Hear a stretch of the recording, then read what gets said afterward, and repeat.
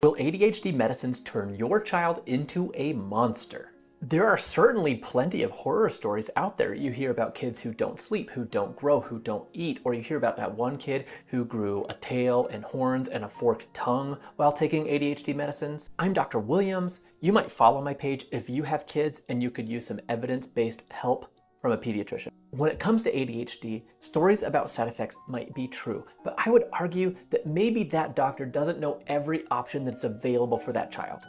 With so many different medications out there, there probably is a correct medication and a correct dose for your child. But for now, let's talk about some non-medication options for ADHD. Some of these really might be worth a try.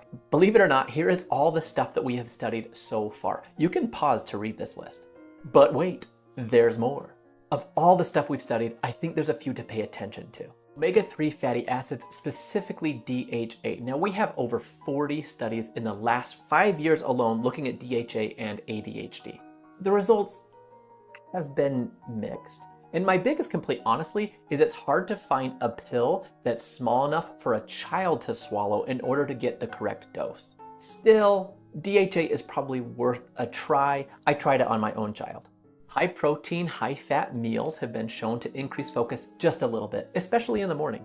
Theanine is an amino acid that increases the production of serotonin and dopamine in your child's brain. Now, it has been shown to have mild improvement in ADHD symptoms, but we don't have any studies proving its long-term safety. Kids with ADHD tend to have low magnesium levels, and we don't really know why this is. We don't know if this is the chicken or if this is the egg. But there's a couple of studies that say, hey, if we increase magnesium in these children, is it going to help their ADHD symptoms? And while the results here are, again, kind of mixed, it looks like there's at least a modest benefit in the hyperactivity component of ADHD. And I'm never going to argue against good sleep hygiene, regular exercise routines. You might find some help with therapy or even occupational therapy. And best of this entire list is probably mindfulness techniques.